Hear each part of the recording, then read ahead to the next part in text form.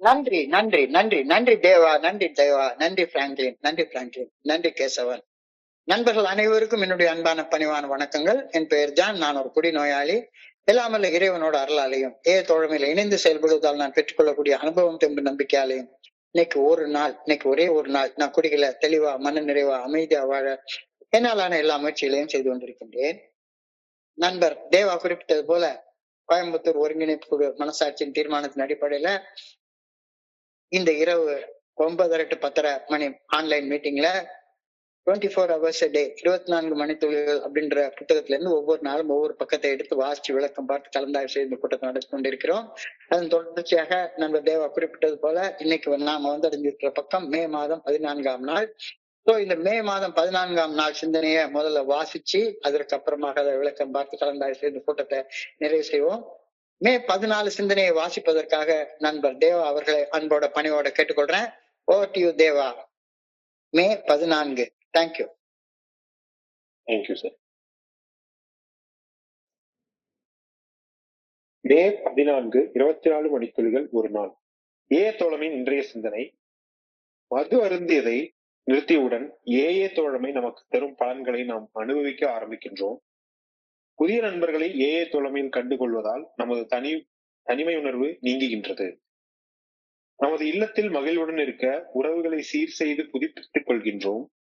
நிகழ்வுகள் அனைத்தையும் புதியதொரு கோணத்தில் பார்க்க ஆரம்பிப்பதால் நம் பிரச்சனைகளிலும் கவலைகளிலும் இருந்து விடுபடுகின்றோம். நம் சக மனிதர்களுக்கு பணி செய்ய முயல்வதன் மூலமாக இறைவன் பேராற்றலின் சக்தி நம்மிலிருந்து வெளிப்பட ஒரு வழி பிறக்கின்றது.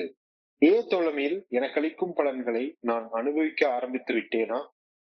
இன்றைக்கான தியானம்: இறைவன் பேராற்றலின் ஆட்சி எனக்குள் நிகழ்கின்றது. எனக்குள் நிகழ்வதை எந்த மனித சக்தியாலும் பார்க்க முடியாது. ஆனால் இறைவன் பேராற்றல் அனைத்து நிகழ்வுகளையும் அறிய வல்லது. இறைவன் பேராற்றலது சாயலில் நான் மேலும் மேலும் வளர்வதை அந்த பேராற்றல் கண்காணித்து வருகின்றது. இறைவன் பேராற்றல் என்னுள் இருப்பதால் மட்டுமே நான் உயிருடன் இருக்கின்றேன். மேலும் மேலும் இறைவன் பேராற்றலது சாயலில் நான் வளர்வது என்னில் இறைவன் பேராற்றலின் ஆற்றலை மென்மேலும் மேம்படுத்தும். இந்த வளர்ச்சியே என் வாழ்க்கையின் ஒரே ஒரு நோக்கம். இந்த வளர்ச்சியை எனது சக மனிதர்களிடம் நான் அடிக்கடி காண்கின்றேன். அந்த வளர்ச்சி எனக்கு வேண்டும் என விருப்பம் கொள்ள ஆரம்பிக்கின்றேன். அந்த விருப்பம் வளர வளர இறைவன் பேராற்றலின் ஆற்றல் என்னில் மேம்பாடு அடைந்து காணப்படுகின்றது. எனது நோக்கமும் குறிக்கோளும் என் அளவு ஆன்மீக முன்னேற்றம் அடைவர்களுக்கு மட்டுமே புரியும். இன்றைக்கான பிரார்த்தனை: என் சக மனிதர்கள் என்னை முழுமையாக புரிந்து கொள்ள வேண்டும் என எதிர்பார்க்கலாகாது என்பதற்காக நான் இறைவனை பணிவுடன் வேண்டுகின்றேன். என்னை இறைவன் பேராற்றல் புரிந்து கொண்டுள்ளது எனவும் நான் வளர முயற்சிப்பதன் மூலம் என் நிலை இறைவன் பேராற்றலுக்கு நான் வெளிப்படுத்த வேண்டும் எனவும் வேண்டுகின்றேன். நன்றி நன்றி நன்றி தேவா, நன்றி தேவா, நன்றி தேவா. நண்பர்கள் அனைவருக்கும் மீண்டும் ஒரு முறை என்னுடைய அன்பான பணிவான வணக்கங்களை தெரிவித்துக் கொள்றேன். என் பெயர் ஜான். நான் குடிநோயாளி. எல்லாம் வல்ல இறைவனோட அருளாலையும் தோழமையில இணைந்து செயல்படுவதால் நான் பெற்றுக்கொள்ளக்கூடிய அனுபவம் தெம்பு நம்பிக்கையாலையும் இன்னைக்கு ஒரே ஒரு நாள் நான் குடிக்கல. தெளிவாக, மன நிறைவாக, அமைதியாக வாழ நான் எல்லா முயற்சிகளையும் செய்து கொண்டிருக்கின்றேன். தோழமையில வந்து இணைஞ்சதுக்கு அப்புறமாக ஃபர்ஸ்ட் ப்ரையாரிட்டி குடிக்கிறத நிறுத்தணும். உடம்பளவுல குடிக்கிறத நிறுத்தணும். அதுதான் எல்லாத்த விட முதல் ப்ரையாரிட்டி அப்படின்றதுல சந்தேகமே கிடையாது. அதற்குத்தான் முன்னுரிமை கொடுக்குறாங்க. முதல் 90 நாள் 90 மீட்டிங்கு வான்னு சொல்றது. குடிக்காத நண்பர்களுடைய தோழமையில நான் இருக்கிறப்ப நானும் குடிக்காம இருப்பேன். 90 நாட்கள்ல குடிக்காம இருக்கிறது எனக்கு பழக்கமாயிடும். அதற்காகத்தான் முன்னுரிமை கொடுத்து சொல்றாங்க, எல்லாத்தையும் விட்டுரு, முதல்ல குடிக்காது அப்படின்னு எல்லா நண்பர்களும் வலியுறுத்தி சொல்லுவாங்க. தோழமையில வந்து இணைந்ததுக்கு அப்புறமாக மது அருந்துவதை நினைத்து உடல் அளவுல மது போதை இல்லாம நிதானமாக வாழ ஆரம்பிக்கிறேன். உடல் அளவுல எனக்கு போதை இல்லாம நிதானமாக நான் வாழ ஆரம்பிக்கிறேன். மது அருந்துவதை நிறுத்திய உடனேயே மது அருந்தியதால ஏற்பட்ட உடல் உபாதைகள், நிறைய உடல் நோய்கள் நிச்சயமாக தேவையில்லாத மதுவை உள்ள அதிகமா குடிச்சு குடிச்சு உடல் கெட்டு போயிருக்கும். ஆனா கொஞ்ச நாள்ல உடல் தன்னைத்தானே புதுப்பித்துக் கொள்ளக்கூடிய சக்தி உடையது. இப்ப குடிக்கிறது நிறுத்தின உடனே உடல் தன்னைத்தானே புதுப்பித்துக் கொள்ளும். உடல் உபாதைகள் கொஞ்சம் கொஞ்சமா குறைய ஆரம்பிச்சிரும். ஒரு நாளைக்கு குடிக்கலைன்னா கூட ஒரு நாள் குடிக்கிறதுக்கு பண்ண செலவு பணம் மிச்சம். அதனால பொருளாதாரம் கொஞ்சம் மேம்பட ஆரம்பிக்கும். பொருளாதார சிக்கல்கள் தீர ஆரம்பிக்கும். மனைவி, அப்பா இந்த மனுஷன் எவ்வளவு குடிச்சிட்டு இருந்த மனுஷன் இப்ப கொஞ்ச நாட்களாக குடிக்காம இருக்காரு அப்படின்னு உறவு சிக்கல்கள் எல்லாம் கொஞ்சம் கொஞ்சம் தீரும். இது மாதிரியாக குடிக்கிறது நிறுத்தினதுனால பல பலன்கள் வெளிப்படையாக தெரிய ஆரம்பிக்கும். உடல் அளவுல குடிக்கிறது நிறுத்துறது ஒரு ஆரம்ப தீர்வு. நிச்சயமா அந்த ஆரம்ப தீர்வை தொடர்ந்துதான் தொடர்ச்சியாக வேற பல பிரச்சனைகளுக்கு நம்ம தீர்வு காண முடியும். இப்போ ஆரம்பம் குடிக்கிறது நிறுத்துறதுல மட்டும்தான் அப்படின்றதுல சந்தேகமே கிடையாது. குடிக்கிறது நிறுத்துறது ஆரம்ப தீர்வு, முதல் நிலை தீர்வு, சந்தேகமே கிடையாது. மது போதையற்ற உடல் நிதானம் மட்டுமே ஏய தோழமை எனக்கு வழங்கும் பலன்னு நினைச்சேன்னா அவ்வளவுதான், குடிக்காம இருக்கேன், எல்லா பிரச்சனையும் தீர்ந்து போச்சு, இது வேற பிரச்சனையெல்லாம் எனக்கு இல்ல அப்படின்னு நான் நினைச்சிட்டேன்னா நான் தப்பு கணக்கு போட்டேன்னு அர்த்தம். மது போதையற்ற உடல் நிதானம் மட்டுமே ஏய தோழமை எனக்கு வழங்கும் பலன்கள் அல்ல. ஆரம்பத்தை முடிவு அப்படின்னு எண்ணி ஆரம்பிச்ச இடத்திலேயே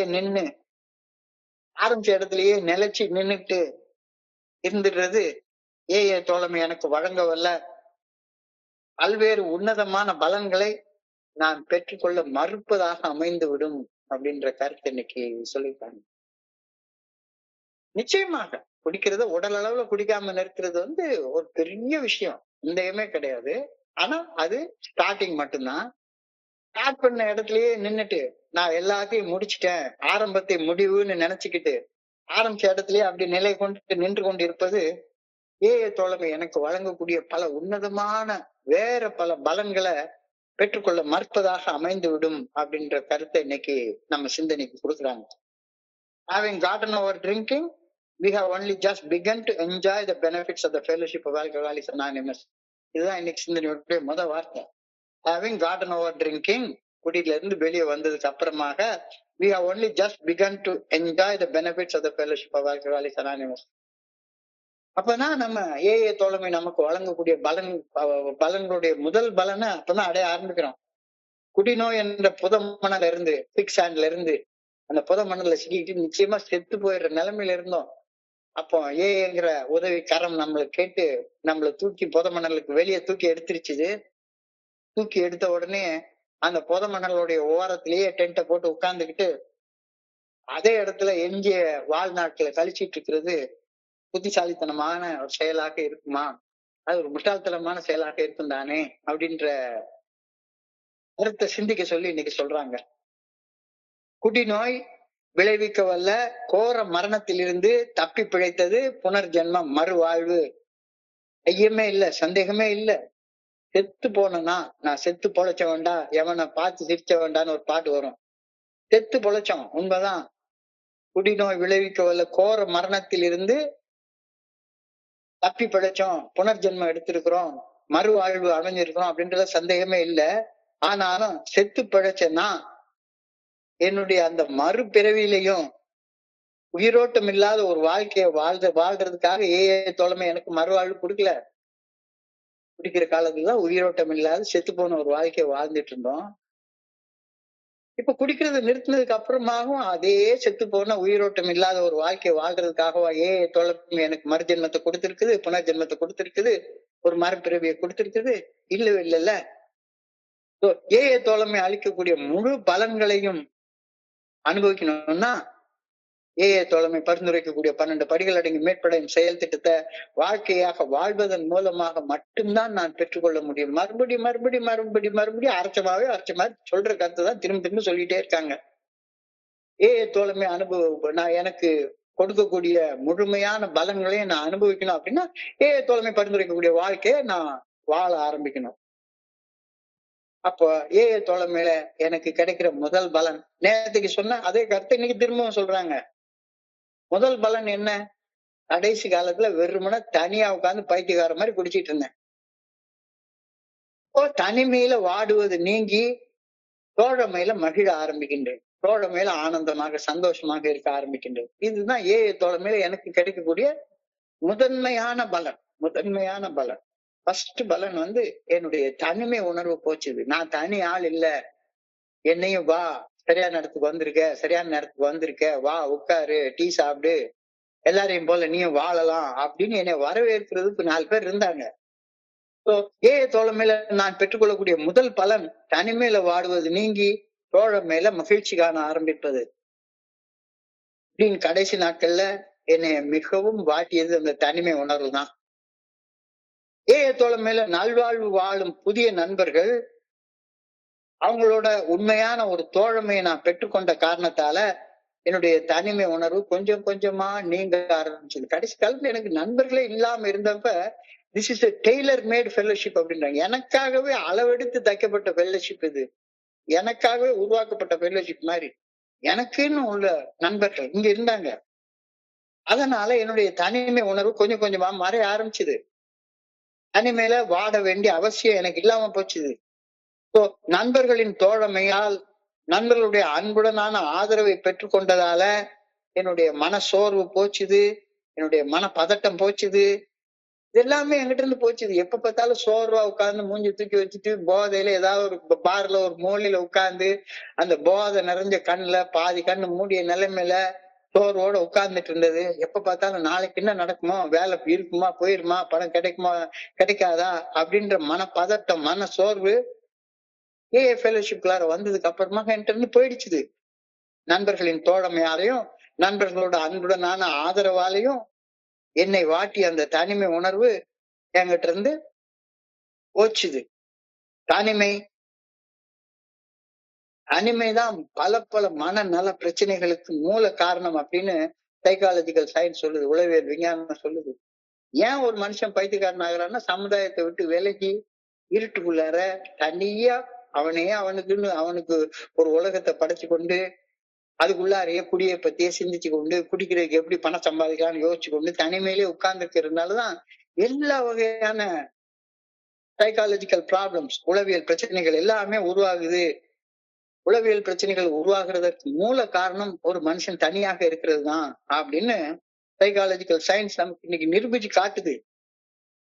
தனிமையின் மன அழுத்தம் குறைந்தால், தனிமையில டிப்ரெஸ்டா இருக்கக்கூடிய அந்த மன அழுத்தம் குறைஞ்சால் வெகு இயல்பாக எல்லா மனநல பிரச்சனைகளும் இயற்கையாக குணமாயிடும், இயற்கையாக மறைஞ்சு போயிடும் அப்படின்ற கருத்தை இன்னைக்கு சிந்தனை நமக்கு சொல்லுது. தோழமையில என்னுடைய தனிமை ஏகாந்தமாக மலர ஆரம்பிச்சது. தோழமையில என்னுடைய தனிமை ஏகாந்தமாக மாற்றம் அடைய ஆரம்பிச்சதை நான் பார்க்க ஆரம்பிச்சேன். தனிமைக்கும் ஏகாந்தத்துக்கும் இடையில நிறைய வித்தியாசம் இருக்கு. We find new friends in fellowship of Alcoholics Anonymous so that we are no longer lonely. தோழமையில நான் கண்ட நண்பர்கள் எல்லாருமே வெறுமனை குடிக்காம இருக்கிறவங்க மட்டும் இல்ல, குடிக்காம ஒரு நல்ல வாழ்க்கை வாழக்கூடிய தோழமை பரிந்துரைக்கக்கூடிய 12 படிகள் அடங்கிய மீட்படையும் செயல் திட்டத்தோட ஒன்றிணைந்து அதனை வாழ்க்கையாக வாழ்ந்து தங்களுடைய தனிமையை ஏகாந்தமாக திருத்தி அமைத்துக் கொண்ட நண்பர்களுடைய நட்பு தான் ஏஐல எனக்கு கிடைச்சது. நான் யார நண்பனாக தேர்ந்தெடுக்கிறேன் அதுதான் அங்க முக்கியம். எந்த ஒரு நண்பன் தன்னுடைய தனிமையை ஏகாந்தமாக மாற்றி அமைச்சு கொண்டானோ அவன் கூட போய் நட்பு வச்சுக்கோ.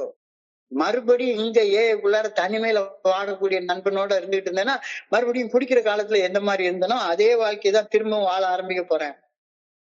So we find new friends in fellowship of Alcoholics Anonymous so that we are no longer lonely.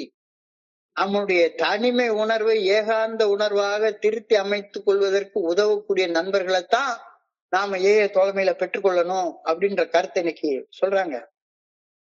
அப்ப தனிமைனா என்ன, ஏகாந்தம்னா என்ன, இந்த ரெண்டுக்கு இடையில என்ன வித்தியாசம் இருக்கு? நான் தனியாக இருக்கும்போது மன அழுத்தத்தையும் டிப்ரெஷனையும் வலியையும் வேதனையையும் துன்பத்தையும் துயரத்தையும் அனுபவிச்சுட்டு இருந்தேன்னா தனியா இருக்கும்போது என்னடா உலக இது இப்படி வாழ்ற செத்து போயிடலாம் அப்படின்ற ஒரு மன வருத்தத்தோடையும் வலியோடையும் வேதனையோடையும் நான் வாழ்ந்துட்டு இருந்தேன்னா லோன்லியா இருக்கேன், தனிமையில இருக்கேன் அப்படின்னு அர்த்தம். அதே நான் தனியாக இருக்கும்போது சுதந்திரத்தையும் நிம்மதியையும் நிறைவையும் மகிழ்ச்சியும் உணர்ந்தேன்னா நான் ஏகாந்தத்துல இருக்கேன்னு அர்த்தம். தனிமைக்கும் ஏகாந்தத்துக்கும் ரெண்டுக்கும் நிறைய வித்தியாசம் இருக்கு. ரெண்டுலயும் நான் தனியா தான் இருக்க போறேன். பிறந்த மனிதர்கள் எல்லாரும் தனியா தான் வாழ்ந்தாகணும். என் வாழ்க்கையை நான் தான் வாழ்ந்தாகணும். என் வாழ்க்கையை நான் வாழ்ற நேரத்துல அந்த வாழ்க்கையை தனிமையின் வாட்டத்துல வாழ்றேனா அல்லது ஏகாந்தத்தின் ஆனந்தத்துல வாழ்றேனா அப்படின்றது என்னுடைய சாய்ஸ். ஏகாந்தத்தின் ஆனந்தத்துல வாழக்கூடிய நண்பர்களை நான் பெற்றுக்கொண்டேன்னா ஏகாந்தத்தின் ஆனந்தத்தை நானும் அனுபவிச்சு வாழலாம். இல்லைன்னா மறுபடியும் வா மச்சான் போய் ஒரு சினிமா பார்த்து வரலாம், வா மச்சான் ஒரு டீ சாப்பிட்டு வரலாம் அப்படின்ற அளவுல நட்பு இருந்துச்சுதானா, வா ஒரு ஊர் சுத்திட்டு வரலாம், நம்மளுடைய தனிமை போகும், கொஞ்சம் டைம் பாஸ் பண்ணிட்டு வரலாம் அப்படின்ற மனநிலையில இருக்கக்கூடிய நண்பர்கள் இருந்தா மறுபடியும் தனியா இருக்கிறப்ப என்னடா பண்ணி தனிமையை போக்கலாம் அப்படின்னு நமக்கு தோணும். தனிமையை ஏகாந்தமாக திருத்தி அமைத்து கொண்ட நண்பர்களின் நட்பு, தோழமை அதுதான் எனக்கு வேணும் அப்படின்ற கருத்து இன்னைக்கு தெளிவா சொல்லிடுது. அப்போ ஏகாந்தத்துக்கும் தனிமைக்கும் உள்ள வித்தியாசத்தை அழகா இங்க நமக்கு பிரிச்சு காட்டுறாங்க. நான் தனியாக இருக்கும்போது மன அழுத்தத்தையும் வலியையும் வேதனையும் அனுபவித்தால் நான் தனிமையில் வாடுகிறேன் அப்படின்னு அர்த்தம். அதே நேரம் தனியாக இருக்கும்போது நான் சுதந்திரத்தையும் மகிழ்ச்சியையும் நிம்மதியையும் ஆனந்தத்தையும் நிறைவையும் அனுபவிச்சுட்டு இருந்தா நான் ஏகாந்தத்தின் ஆனந்தத்தை அனுபவிக்கிறேன் அப்படின்னு அர்த்தம். தோழமை என்னுடைய தனிமையை ஏகாந்தமாக திருத்தி அமைக்க உதவிச்சுது, சந்தேகமே கிடையாது. இப்ப இன்னைக்கெல்லாம் காலையில இருந்து சாயங்காலம் வரைக்கும் நான் தனியா தான் இருக்கிறேன். என் மனைவி கூட இருக்கிறாங்க. ஆனாலும் கூட அவங்க அவங்க வேலையை பார்த்துட்டு இருப்பாங்க, நான் என் வேலையை பார்த்துட்டு இருப்பேன். எப்ப பார்த்தாலும் என் கையில கிட்டத்தட்ட சுத்தின்னு ஒரு 15-20 புத்தகம் இருக்கு. நான் பில்டபிள்யூ கூட பேசுறேன், நான் டாக்டர் பாபு கூட பேசுறேன், நான் புத்தர் கூட பேசுறேன், பைபிளை படிக்கிறப்ப ஜீசஸ் கூட பேசுறேன், கீதையை படிக்கிறப்ப கிருஷ்ணர் என் கூட பேசுறாரு. ஒவ்வொரு நேரத்திலையும் நான் தனியான ஆள் இல்லை, என் கூட யாரோ ஒருத்தவங்க இருந்துட்டே இருக்காங்க. என்னுடைய தனிமையை ஏகாந்தமாக திருத்தி அமைத்துக் கொள்ளக்கூடிய அந்த சூட்சமும் இந்த தோழம் மேல எனக்கு கிடைச்சது. நான் தோழமையில இணைந்து தோழமைக்கு பணி செய்து கிடைக்கும் வரை ஒரு நாள் நான் தனிமையில வாட மாட்டேன், தனிமையின் வேதனையை அனுபவிக்க மாட்டேன் அப்படின்ற உத்தரவாதம் எனக்கு இங்க கொடுக்கப்படுகிறது. உண்மையிலே தனியா தான் இருக்கிறேன், ஆனா எனக்கு ஆனந்தமா இருக்குது, ஆனந்தமா இருக்குது. ஒவ்வொரு நாளைக்கு நான் எனக்குன்னு ஒரு வேலையை வச்சுக்கிறேன். குளிக்க வேண்டிய நேரத்துல குளிக்கிறேன், சாப்பிட வேண்டிய நேரத்துல சாப்பிடுறேன், வாக்கிங் போக வேண்டிய நேரத்துல வாக்கிங் போறேன், மருந்து சாப்பிட வேண்டிய நேரத்துல மருந்து சாப்பிடுறேன், அடுத்தவங்களோட பேச வேண்டிய நேரத்துல பேசுறேன். 9:30 மணி ஆயிடுச்சுதான் மீட்டிங்க்கு வர்றேன், உட்காடுறேன். ஸோ என்னுடைய ஷெட்யூலிங் கரெக்டா இருக்கிறதுனால என்னுடைய தனிமை ஏகாந்தமாக மாற ஆரம்பிக்குது. தோழமை என்னுடைய தனிமை ஏகாந்தமாக திருத்தி அமைக்க உதவிச்சுது. நான் தோழமையில இணைந்து தோழமைக்கு ஏதாவது ஒரு பணி செய்து கிடைக்கும் வரை நான் ஒரு நாளும் தனிமையின் வாட்டத்தை, தனிமையின் வலிய, வேதனைய, துன்பத்தை, துயரத்தை கண்டிப்பாக அனுபவிக்க மாட்டேன் அப்படின்ற உத்தரவாதம் எனக்கு கொடுக்கப்படுகிறது. தோழமையில பணி செய்ய எண்ணற்ற வாய்ப்புகள் இருக்கு, எண்ணற்ற வாய்ப்புகள் இருக்கிறது. இதை தெரிஞ்சுக்கோங்க, எண்ணற்ற வாய்ப்புகள் இருக்கு. இந்த அரசியலுக்கு தேர்தல் வரப்போகுது, தேர்தல்காரன் தான் நம்ம கூட ஓட்டு கேட்பான். உங்களுக்கு பணி செய்ய எனக்கு ஒரு வாய்ப்பு கொடுங்கள் அப்படின்னு கையை கும்பிட்டு கேட்பான். அவ்வளவுதான். தேர்தலில் ஓட்டு போடுற வரைக்கும் தான் கையை கும்பிட்டு கேட்பான். அவருக்கு நமக்கு பணி செய்ய அவருக்கு நம்ம வாய்ப்பு, பணி செய்யறதுன்னா செஞ்சுட்டு போயேன்பா, உன்னை யார் தடுக்கிறா? இல்ல, எனக்கு பதவி வேணும், பதவி வந்தாதான் பணி செய்ய முடியும். தோழமையில பணி செய்யறதுக்கு எதுக்கு பதவி? தோழமை பணி செய்ய எனக்கு எண்ணற்ற வாய்ப்புகளை கொடுத்து கொண்டே இருக்கிறது. பணி செய்ய எண்ணற்ற வாய்ப்புகளை கொடுத்து கொண்டே இருக்கிறது. தோழமையோட ஒரு புத்தகத்தை எடுத்து படிச்சா கூட ஒரு பணி செய்யற வேலைதான். என்ன செஞ்சாலும் அது ஒரு பணிதான், என்ன செய்தாலும் ஒரு பணிதான். அப்ப பணி செய்து கிடக்கும் போது ஒருபோதும் தனிமையில் இருக்கும் உணர்வு தோழமையில எனக்கு வந்ததே கிடையாது. அதுவும் இப்பெல்லாம் எனக்கு வர்றதே கிடையாது. நாள் ஓடுறது அதுவாடு ஓடிட்டே போயிட்டே இருக்கு. ஒவ்வொரு நாளும் ஒரு வேலை இருந்துட்டே இருக்கு. நான் பாட்டுக்கு என் வேலையை செஞ்சுட்டே இருக்கேன். எதுக்கு தனிமை உணர்வு? ஏதாவது ஒரு பணி செய்யும் வாய்ப்பு தோழமையில எனக்கு இருந்து கொண்டேதான் இருக்கிறது. என்னுடைய தனிமை மறைந்த காரணத்தால் நான் என்னுடைய இல்லத்துல, என்னுடைய வீட்டுல வாழும் இல்வாழ்க்கையிலையும், என்னை சுற்றி வாழக்கூடிய உறவுகள்லையும் மேம்பாடு தானா அடையுது, தானா அடையுது. உண்மையிலேயே காலையில ஒரு காபி சாப்பிடுறோம், அப்புறம் டிஃபனை கொடுப்பாங்க. நான் பாட்டுக்கு ஒரு புத்தகத்தை எடுத்து படிச்சிட்டு இருப்பேன். போய் கொஞ்சம் காய்கறி வாங்கிட்டு வாங்கம்பாங்க, வாங்கிட்டு வருவேன். இந்த வெங்காயத்தையும் இந்த இதையும் காய்கறி கொஞ்சம் வெட்டி கொடுங்கன்னு சொல்லுவாங்க, வெட்டி கொடுப்பேன். அதுக்கப்புறம் உட்கார்ந்து புத்தகத்தை படிச்சுட்டே இருப்பேன். கரெக்டா 11 மணி ஆனா ஒரு காஃபி வந்து கரெக்டா வந்து சேரும். அந்த காஃபி கூட 2 பிஸ்கெட் வச்சு அழகா கொடுப்பாங்க. 1:30 மணி 2 மணி ஆன உடனே நிம்மதியான ஒரு சாப்பாடு. அதுக்கப்புறமா ஒரு 1 1/2 2 மணி நேரத்துக்கு ஒரு அழகான ஒரு தியானம் பண்ணிட்டு ஒரு ஓய்வு. சோ என் வீட்டுல வாழ்ற வாழ்க்கையிலேயே மேம்பாடு காண ஆரம்பிக்கிறேன். என்னை சுத்தி வாழக்கூடிய உறவுகள் மேம்படுகின்றன. We find a new relationship at home with our family so that we are happy at home. So தோழமையிலயும் மகிழ்ச்சியோட இருக்கேன், தனிமை இல்ல, வீட்டிலையும் மகிழ்ச்சி இருக்குது, உறவுகள் நம்ம சந்தோஷமா இருக்காங்க. உறவு இல்லாத போது, நண்பன் இல்லாத போது, நட்பு இல்லாத போது நான் ஒன்றுக்கும் உபயோகம் இல்லாத ஒரு மனிதனாக இருந்து கொண்டிருந்தேன். தோழமையில கடைசியில பேசுறதுக்கு கூட ஒரு நண்பன் கிடையாது, பேசுறது கூட ஒரு உறவினர் கிடையாது. கல்யாண பத்திரிகை கொடுத்தா கூட நான் இல்லாத நேரமா பார்த்து அவருக்கு நிறைய வேலை இருக்கும், அவர் வர வேண்டாம் அப்படின்னு சொல்ற மாதிரியான மனநிலைமையில தான் எல்லாரும் இருந்தாங்க. அப்ப எல்லா உறவுகளும் சீர்கெட்டு நண்பனே இல்லாத போது நான் ஒண்ணுத்துக்கு உபயோகம் இல்லாத ஒரு மனுஷனாக வாழ்ந்து கொண்டிருந்தேன். என் சக மனிதர்களிடம் எனக்கு இருக்கும் உறவை கண்டு கொண்ட பின்னர் நான் என் பெற்றோருக்கு ஒரு நல்ல மகனாக வாழ ஆரம்பிச்சேன். என்னுடைய கூட பிறந்தவர்களுக்கு ஒரு நல்ல சகோதரனாக என்னுடைய பொறுப்புணர்ந்து வாழ ஆரம்பிச்சேன். என்னுடைய மனைவிக்கு ஒரு நல்ல கணவனாக வாழ ஆரம்பிக்கிறேன். என்னுடைய பிள்ளைக்கு ஒரு நல்ல தகப்பனாக வாழ ஆரம்பிக்கிறேன். என்னுடைய பேர குழந்தைகளுக்கு ஒரு நல்ல தாத்தாவாக வாழ ஆரம்பிக்கிறேன்.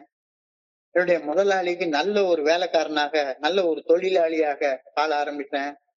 என் கூட வேலை செய்யற சக தொழிலாளர்களுக்கு நல்ல நண்பனாக, அவங்களுக்கு தேவையான விஷயத்த செஞ்சு வாழக்கூடிய ஒரு தொழிலாளியாக வாழ ஆரம்பிக்கிறேன். என் கீழே வேலை செய்யறவங்களுக்கு என்னாலான உதவிகளை செய்து நான் ஒரு நல்ல மனுஷனாக வாழ ஆரம்பிக்கிறேன். So we find new relationship at home, workplace, society, fellowship. இதனால நம்ம மனசுக்குள்ளார ஒரு மகிழ்ச்சி உருவாகுது, ஆனந்தம் உருவாகுது. இதெல்லாம் தோழமை நமக்கு கொடுக்கக்கூடிய பலன்கள் தானே. சமுதாயத்துல ஒரு நல்ல மனிதன் அப்படின்ற உறவோட வாழ்றேன். எந்த இடத்துல போனாலும் சரிதான். நீங்க ஒரு பக்கத்துல இருக்க ஒரு கடைக்கு போனாலும் சரிதான். எல்லார்ட்டையும் நல்லா இருக்கீங்களா, சாப்பிட்டீங்களா அப்படின்னு சொல்லி அவங்க கூட ஒரு 5 நிமிஷம் பேசக்கூடிய அளவுக்கு ஒரு உறவை வளர்த்து கொள்றதுனால என்னுடைய தனிமை மறைந்து ஏகாந்தம் பிறக்கும் போது என்னுடைய அகத்திலும் என்னுடைய இல்லத்திலும் மகிழ்ச்சி ஊற்றெடுக்கின்றது. அதாவது நம்ம எந்த நேரத்தையும் மூஞ்சி தூக்கி வச்சுட்டு இருக்கிறதே கிடையாது. என்னுடைய கடமைகள், என்னுடைய பொறுப்புகள், என்னுடைய டியூட்டிஸ் அண்ட் ரெஸ்பான்சிபிலிட்டிஸ் எனக்கு தெளிவாக தெரிய ஆரம்பிக்குது. கடமை உணர்வோட, பொறுப்புணர்வோட என்னுடைய வீட்டுல இருக்கிறதால, என்னுடைய இல்லத்துல இருக்கிறதுனால மகிழ்ச்சி கொஞ்சம் கொஞ்சமாக பெருக ஆரம்பிக்குது. மகிழ்ச்சி கொஞ்சம் கொஞ்சமாக பெருக ஆரம்பிக்குது. தோழமையில வந்து இணைய முன்னர் எப்படி வாழ்வது என்ற வழி எனக்கு தெரியவே இல்லை. சாராய கடையை தவிர வேற எங்க போறதுக்கு எனக்கு வழி தெரியாது. குடிக்கிறது தவிர வேற எதுக்கும் பணம் சம்பாதிக்க எனக்கு தோணவே தோணாது. குடிக்கிற செயல் செய்யறது தவிர வேற எந்த செயலையும் செய்ய எனக்கு தோணவே தோணாது. குடிச்சதுக்கு அப்புறம் என்ன செய்யறதுன்னு கூட எனக்கு தோணாது. ஒரு சினிமாவுக்கு போனா கூட சினிமா பார்த்துட்டு ஒரு 10 நிமிஷம் சினிமா பார்ப்பேன், போதையில அப்படியே படுத்து தூங்கியிருப்பேன். சினிமா முடிச்சு எல்லாரும் எழுப்புனதுக்கு அப்புறமா அங்க சினிமா தியேட்டரை கிளீன் பண்றோம், என்னை தட்டி எழுப்பி வெளியே விடுவான். அந்த மாதிரி ஒரு வாழ்க்கையை தான் வாழ்ந்து கொண்டிருந்தோம். தோழமையில வந்து இணையறதுக்கு முன்னால எப்படி வாழ்வது என்ற வழி எனக்கு தெரியவே இல்லை. ஆனா இங்க தோழமையில நான் எவ்வாறு வாழ வேண்டும் என்ற பாதை எனக்கு தெளிவாக போட்டு காட்டப்பட்டு விட்டது. என்ன வாழ்க்கை வாழணும் அப்படின்ற பாதை, 12 படிகள் அடங்கி மேற்படையும் செயல் திட்டத்துடைய பாதை அழகா பெரிய புத்தகத்துல 100 பக்கத்துல தெளிவாக எழுதி காட்டிட்டாங்க. என் கையில போட்டு கொடுத்துட்டாங்க. பாதையை போட்டு கையில கொடுத்துட்டாங்க. பாதை வகுத்த பின்பு பயந்தென்ன லாபம், அதில் பயணம் நடத்தி விடு, மறைந்திடும் பாவம். வேற எந்த பாவமும் கிடையாது. பாவம் என்ன? வகுத்த பாதையில வாழாத ஒரு காரணம் தான் பாவம். பாதை வகுத்த பின்பு பயந்தென்ன லாபம், அதில் பயணம் நடத்தி விடு, மறைந்திடும் சாபம், அடைந்திடும் பாவம். ஒரு சாபமும் கிடையாது, ஒரு பாவமும் கிடையாது. என்ன பாவம்? வகுத்து வச்சிருக்கிற பாதையில பயணிக்காத ஒரு காரணம் தான் பாவம். இன்னமும் பயணிக்கலைன்னா பாவம் செஞ்சுட்டே இருக்கான்னு தான் அர்த்தம். So I find release from my troubles and worries through a new way of looking at things. என்னுடைய கவலைகள், என்னுடைய சிக்கல், பிரச்சனை, வலி, வேதனை, துன்பம், துயரம் எல்லாமே நான் எல்லாத்தையும் ஒரு புதிய கோணத்துல பார்க்க ஆரம்பிச்சதுனால இப்ப என்ன பிரச்சனை இருக்கு, என்ன சிக்கல் இருக்கு? ஒண்ணும் கிடையாது, ஒண்ணும் கிடையாது. நல்ல ஒரு வாழ்க்கை முறையை என்னால வாழ முடியுது. குடிக்கிற காலத்துல பல தொல்லைகள், பல கவலைகள் நம்மை திகைக்க வைக்கும். என்னடா செய்யறதுன்னு அப்படியே பேயரைஞ்சு போன போல இருக்கும். வீட்டுல சாப்பிடுறது கூட அரிசி இல்லையே, எவங்கிட்ட கேட்டாலும் பணம் தர மாட்டானே, என்ன பண்றது, ஏது பண்றது, நேற்றுக்கு இந்த மாதிரி அலப்பறை பண்ணிவிட்டோமே, என்ன பண்றது, இவங்க மூஞ்சில எப்படி முழிக்கிறது அப்படின்னு திகைப்பா இருக்கும். அவ்வாறு திகைக்க வைத்த நிலைமைகளை இப்ப ஏஏ தோழமையில வந்து ஏஏ தோழமை பரிந்துரைக்கக்கூடிய 12 படிகள் அடங்கிய மீட்பு செயல் திட்டத்தை வாழ்க்கையாக வாழ ஆரம்பித்த பின்னர் அந்த மாதிரி திகைக்க வைத்த நிலைமைகளை இலகுவாக, எளிமையாக, சுலபமாக கையாள பழகிக்கிறோம்ல, முற்றிலும் புதியதொரு கோணத்துல பார்க்க ஆரம்பிக்கிறோம். எந்த பிரச்சனையும் அப்படி திகைக்க வைக்கக்கூடிய பிரச்சனையெல்லாம் ஒண்ணுமே கிடையாது, ஒண்ணுமே கிடையாது. இது ஒரு வாக்குறுதியாகவே நமக்கு கொடுக்கப்பட்டிருக்கிறது. ஏயுடைய 12 ப்ராமிசஸ்ல 11வது promise, we will intuitively know how to handle situations which used to baffle us. We will intuitively know how to handle situations which used to baffle us. நம்மை முன்பு திகைக்க வைத்த சூழ்நிலைகளை, நம்மை முன்பு திகைக்க வைத்த சூழ்நிலைகளை எப்படி கையாள்வது என்பதை உள்ளுணர்வால் அறிந்து கொள்வோம். இயற்கையாக நமக்கு அது தெரியும். இயல்பூக்கம் அப்படின்னு சொல்லி நான் புரிஞ்சு கொள்றேன். நம்மளுக்குள்ளார இயல்பாகவே ஒரு ஊக்கம் இருக்குது, இயல்பாகவே இருக்குது, நேச்சுரலா இருக்குது. எந்த சிச்சுவேஷனையும் நம்மளால ஃபேஸ் பண்ண முடியும். எந்த சிச்சுவேஷனா இருந்தாலும் சரிதான். முன்பு நம்மை திகைக்க வைக்கும் நிலைமைகளை எப்படி கையாள்வது என்பதை உள்ளுணர்வால் அறிந்து கொள்வோம். இது ஏஏ தோழமை பரிந்துரைக்கக்கூடிய 12 படிகள் அடங்கிய மீட்படையும் செயல் திட்டத்தை வாழ்க்கையால் வாழ்வதால கிடைக்கக்கூடிய 12 வாக்குறுதிகள்ல 11வது வாக்குறுதி ஆகும். தெளிவாக சொல்லப்பட்டிருக்கிறது. எப்ப பார்த்தாலும் பிரச்சனை பிரச்சனை பிரச்சனை பிரச்சனைன்னு கவலைன்னு பிரச்சனைகள்லயே வாழ்ந்துட்டு இருந்தேன்னா ஏஏ தோழமை பரிந்துரைக்கக்கூடிய 12 படிகள் அடங்கிய மீட்படையும் செயல் திட்டத்தை வாழ்க்கையாக வாழ்வதால் பிரச்சனைகள்ல வாழாம பிரச்சனைகளுக்கான தீர்வுல வாழ ஆரம்பிக்கிறேன். I don't live in the problems anymore. I live in the solution to the problems. இப்ப பிரச்சனைகள்ல வாழ்றது கிடையாது. இப்பவும் பிரச்சனை இருக்கு. ஆனா அந்த பிரச்சனைகளுக்கான தீர்வு இயல்பூக்கத்தால, உள்ளுணர்வால எனக்கு இயற்கையாக கிடைக்குது, இயல்பா கிடைக்குது. குடிச்சிட்டு இருந்த காலத்துல பிரச்சனைகள், கவலைகள் ஆகியவற்றுக்கு தீர்வு எனக்கு தெரியவே இல்லை. என்ன தீர்வுன்னு எனக்கு தெரியாது. குடிக்கிறத தவிர வேற தீர்வே எனக்கு தெரியாது. பிரச்சனைக்கு தீர்வு காண அப்பவும் கூட கோயிலுக்கு நான் போவேன். கோயிலுக்கு போனா அங்க 2 பிரச்சனை தலை விரிச்சு ஜிங்கி ஜிங்கின்னு ஆடிக்கிட்டு நிக்கும். கோயிலுக்கு போனாலும் நிம்மதியா இருக்க முடியாது, நிம்மதியா ஒரு சாமி கும்பிட்டு வர முடியாது. அங்க போனாலும் அதே ஹேங் ஓவர்ல. ஆனா ஏஏ தோழமையில நான் பிரச்சனைகள்ல வாடாமல் பிரச்சனைகளுக்கான தீர்வுல வாழ ஆரம்பிக்கிறேன். So I no longer live in the problem. I live in the solution to the problems. பிரச்சனைகளுக்கான தீர்வு என்ன இருக்கு? வயிற்று வலிக்குது அப்படின்னா வயிற்று வலியில ஐயோ ஐயோ ஐயோ ஐயோ வயிற்று வலிக்குதுன்னா டாக்டர்கிட்ட போ, ஒரு மாத்திரையை வாங்கி சாப்பிடு, 1 மணி நேரத்துக்கு தீரப்போற வயிற்று வலி. தலை வலிக்குதுன்னா பண்ணு, முட்டி வலிக்குதுன்னா ஒரு தைலத்தை வாங்கி தடவு.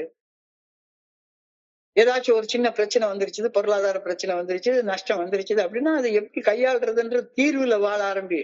அந்த பிரச்சனையில போய் உட்காந்து சாராய கடையில போய் உட்காந்து குடிக்க ஆரம்பிச்சுட்டா பிரச்சனை தீர்ந்து போயிருமா என்ன? பிரச்சனைகளுக்கான தீர்வை கண்டு பிரச்சனைகளுக்கான தீர்வில் வாழ ஆரம்பித்த பின்னர் நான் சக மனிதர்களுக்கு பிரச்சனையாக வாழ்ந்து கொண்டிருந்த நான் அவர்களுக்கு பணி செய்து கிடப்பவனாக வாழ ஆரம்பித்தேன். எப்படி ஒரு வார்த்தை பாருங்க.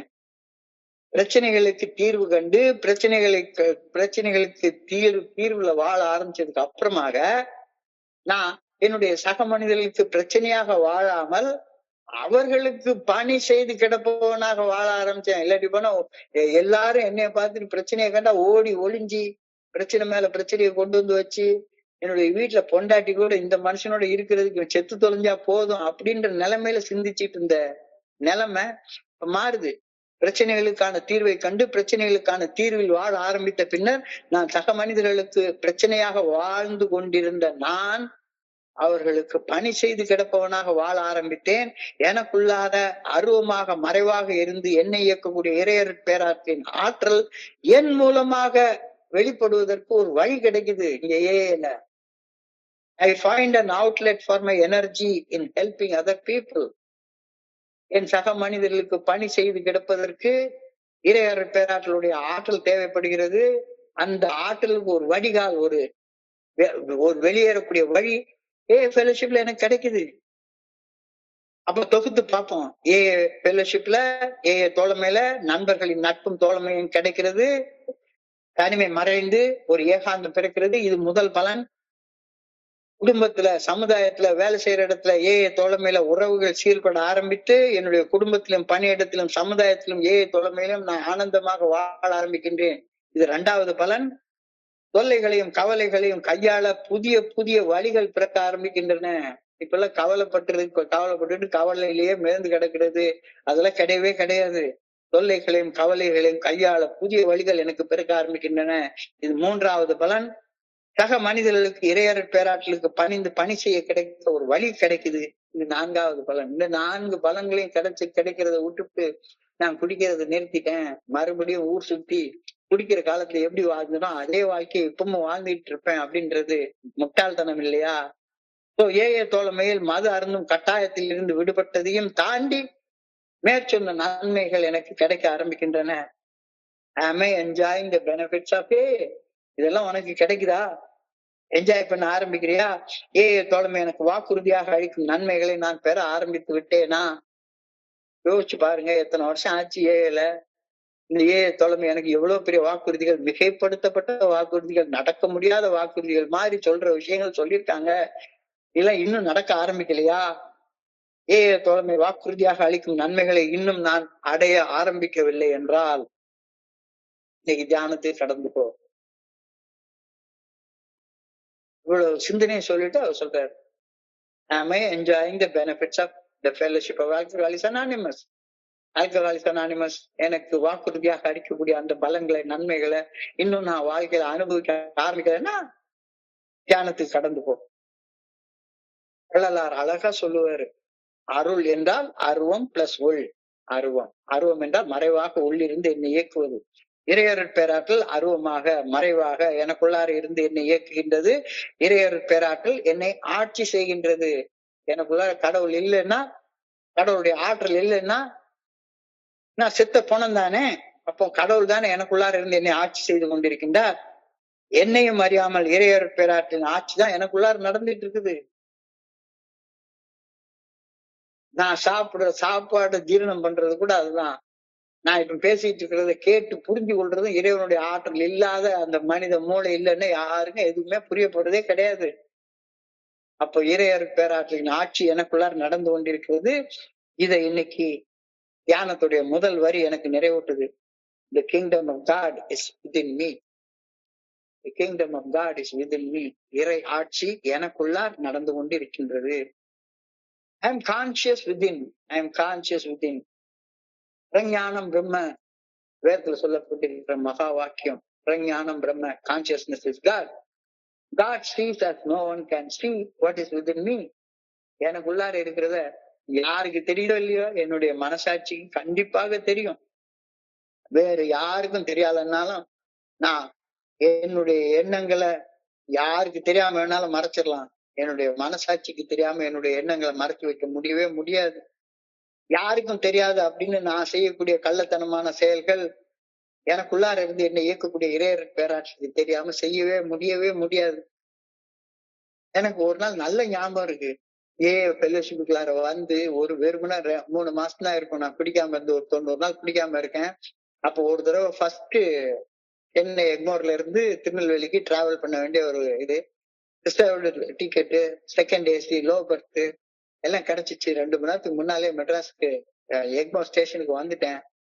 ஒரு எண்ணம் எனக்கு தோணுது, யாருக்கும் தெரியாம ஒரே ஒரு குவார்டர் பாட்டில் அடிச்சுட்டு லோயர் பெட்ல போய் படுத்துக்கிட்டா யாருக்கு தெரிய போகுது? ஒரு குவார்டர் பாட்டில் அடிச்சுட்டு புகாரில ஒரு பரோட்டாவும் சிக்கன் கறியும் சாப்பிட்டுட்டு போய் படுத்து தூங்கிட்டா யாருக்கு தெரிய போகுது? அப்படின்னப்ப தெய்வ அதீனமா என்னுடைய ஸ்பான்சர் வந்தாரு. அப்ப அவர் கேட்டாரு, ஒரு கேள்வியை கேட்டாரு. இங்க பாரு, யாருக்கும் தெரியாம நீ தப்பு செய்யலாம். யாருக்கும் தெரியாம தப்பு செய்யலாம். உனக்கு தெரியாம தப்பு செய்ய முடியுமா? அப்படின்னு கேட்டார். உனக்கு தெரியாம தப்பு செய்ய முடியுமா? உன்னுடைய மனசாட்சிக்கு தெரியாம தப்பு செய்ய முடியுமா? கண்காணி இல்லென்று கள்ளம் பல செய்வார், கண்காணி இல்லா இடமில்லை காணும் கால், கண்காணியாக கலந்தெங்கும் நின்றானே, கண்காணி கண்டார் களவொழிந்தாரே. கண்காணி இல்லென்று கள்ளம் பல, என்னைய பாக்குறதுக்கு யாருமே இல்ல.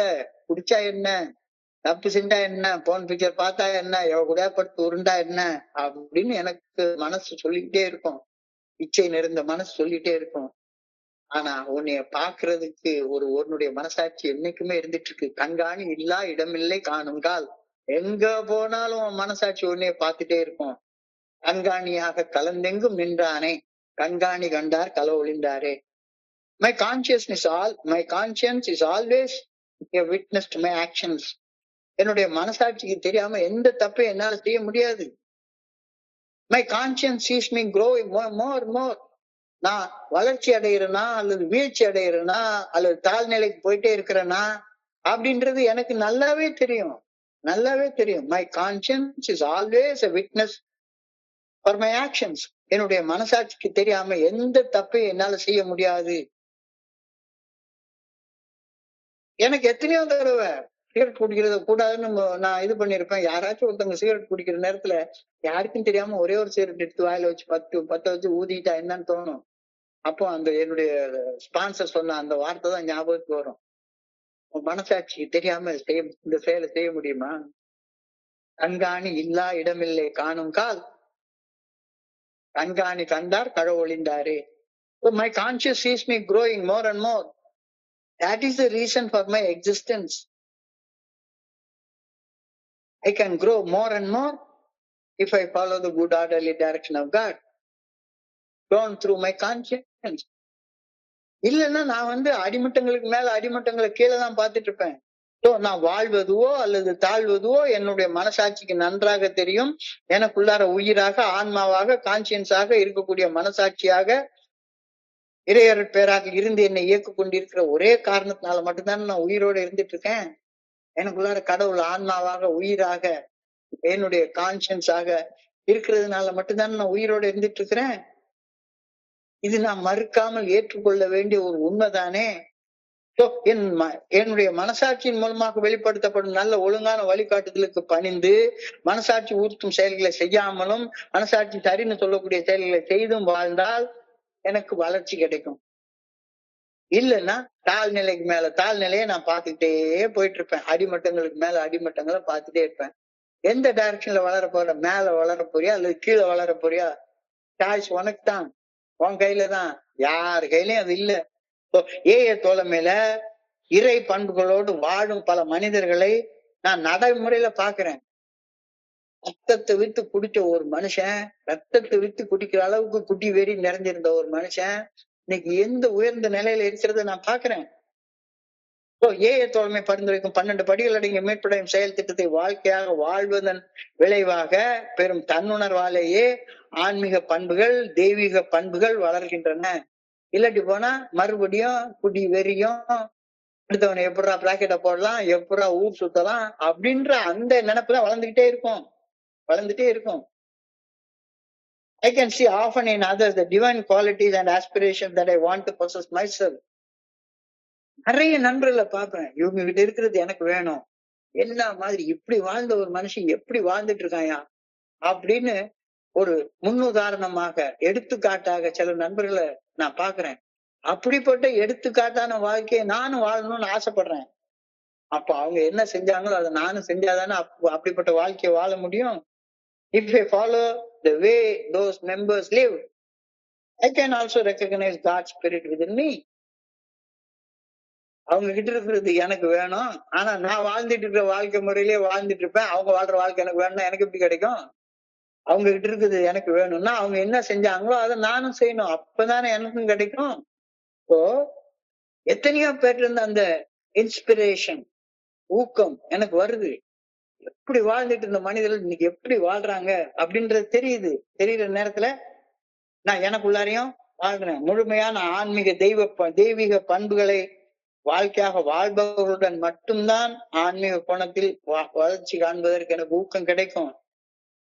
தோழமை என்பதுவே ஆன்மீக கோணத்தில் வளர்ச்சி காண விரும்பக்கூடிய நண்பர்களின் தோழமை தானே. ஊற்றத்திற நண்பர்களுடைய தோழமை தோழமை கிடையவே கிடையாது. என்ன வேணா செய்ய குடிக்காம இருன்றது தோழமை கிடையவே கிடையாது. 12 step recovery program ஃபாலோ பண்ணாதவங்க மெம்பரே கிடையவே கிடையாது. My motives and aspirations can only be understood by those who have attained the same level of spirituality that I want to possess. நான் எந்த மாதிரியான ஆன்மீகத்தை வாழணும்னு விரும்புறேனோ அந்த லெவல்ல வாழ்ந்துட்டு இருக்கிற மனுஷனுக்கு மட்டும்தான் என்னுடைய மனசு புரியும். அவங்க கூட போய் நண்பனாக சேர முடியும். இல்லைன்னா நான் என்ன பண்ணுவேன், பன்னியோட சேர்ந்த கன்றும் மலம் தின்னும், பூவோட சேர்ந்த நார் மனம் பெறும். எது கூட போய் நீ சேர போறேங்கிறத நீ தேர்ந்தெடுத்துக்கோ. அதை தொடர்ந்து I pray that I may expect complete understanding from members. என் சக மனிதர்கள் என்னை முழுமையாக புரிந்து கொள்ள வேண்டும் என எதிர்பார்க்க கூடாது. I may not expect complete understanding. எந்த மனுஷனும் இன்னொரு மனுஷனை முழுசா புரிஞ்சிக்கவே முடியாது. நீ புரிஞ்சுக்கோ போதும். I pray that I may only expect this from God and I try to grow more like him. கடவுள் ஒருத்தர் தான், இறைவர். என்னுடைய கான்சியஸ் மட்டும்தான், என்னுடைய மனசாட்சி மட்டும்தான் என்னைய முழுசா புரிஞ்சு கொள்ளும். அப்ப என்னுடைய மனசாட்சிக்கு பணிஞ்சு என்னுடைய மனசு நடக்க, என்னுடைய மனசை பழக்கப்படுத்தணும் அப்படின்னு ஆண்டவா உண்மை வேண்டுகிறேன் அப்படின்னு சொல்லி ரொம்ப அழகாக சொல்றாரு. சோ இன்றைய சிந்தனைய தொகுத்து பார்த்தா ரொம்ப ஒரு ஆழமான அழகான சிந்தனை. தோழமையில நாம வெறுமனை குடிக்கிறத மட்டும் நிறுத்த பார்க்கல. குடிக்கிறத நிறுத்துறது முதல் பலன், சந்தேகமே கிடையாது. குடிக்கிறத நிறுத்தின அந்த முதல் பலனை தொடர்ந்து எனக்கு கிடைக்கக்கூடிய பல பலன்கள் என்ன கிடைக்குது? தோழமையில நண்பர்களின் நட்பும் நண்பர்களின் தோழமையும் கிடைக்குது. தனிமை மறந்து அந்த தனிமை ஏகாந்தமாக மாற்றம் அடைகின்றது. நான் தனியாக இருக்கும்போது என்னடா வாழ்க்கை இது, செய்யறதுக்கு ஒரு வேலை இல்ல, வலி இருக்கு, வேதனை இருக்கு, துன்பம் இருக்கு, துயரம் இருக்குது, என்ன வாழ்க்கை அப்படின்னு நினைச்சிட்டு நான் தனியாக இருக்கேன்னு அர்த்தம். நான் தனியாக இருக்கிறப்பயே என்னுடைய நேரத்தையும் காலத்தையும் நல்ல செயல்கள் செய்வதற்கு பயன்படுத்தி தனிமையாக இருக்கிற போது கூட உள்ளுக்குள்ளார ஒரு பொங்கி வழிகின்ற ஒரு உற்சாகத்தோடைய மகிழ்ச்சியோட இருந்தேன்னா நான் ஏகாந்தமாக இருக்கின்றேன்னு அர்த்தம். தோழமையில எனக்கு கிடைக்கக்கூடிய முதல் பலன் என்ன? என்னுடைய தனிமையை ஏகாந்தமாக மாற்றி அமைச்சு கொள்றேன். 2வது பலன், உறவுகள் சீர்பட ஆரம்பிக்கின்றது. என்னுடைய உடம்பு ஓரளவுக்கு சரியாகுது, உறவுகள் சீர்பட ஆரம்பிக்குது. என்னுடைய பணியிடத்திலையும் என்னுடைய சமுதாயத்திலையும் தோழமையிலையும் எல்லா இடத்துலயும் நான் கன்சிஸ்டன்டா ஆனந்தமாக வாழ ஆரம்பிக்கின்றேன். முன்பு என்னை திகைக்க வைத்த நிலைமைகளை இப்படி எப்படி கையாள்வது என்பதை உள்ளுணர்வால் அறிந்து கொள்கிறேன்.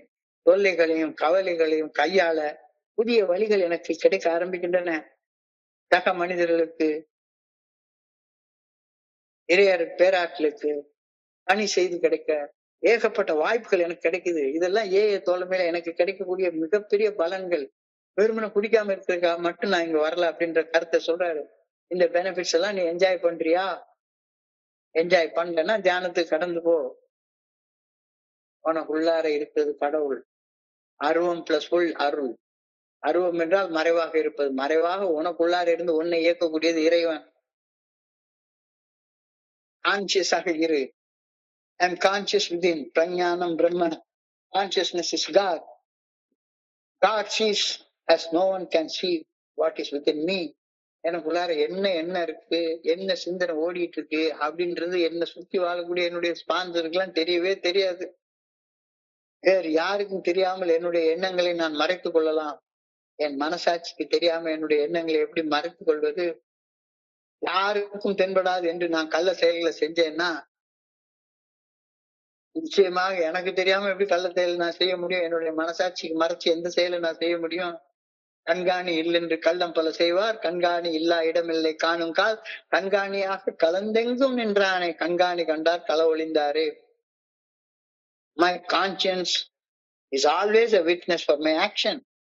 என்னுடைய மனசாட்சிக்கு தெரியாம எந்த தப்பு என்னால செய்ய முடியாது. My conscience sees me growing up or my conscience sees me growing down. மேல போறதோ கீழே போறதோ என்னுடைய மனசாட்சிக்கு நன்றாக தெரியும். நான் இறைவனுடைய நல்ல ஒழுங்கான வழிகாட்டுதலை பின்பற்றி மனசாட்சி உறுத்தக்கூடிய செயல்களை செய்யாமலும் மனசாட்சி சரின்னு சொல்லக்கூடிய செயல்களை செஞ்சாலும் நான் மேல மேல மேல மேல போயிட்டு இருப்பேன்.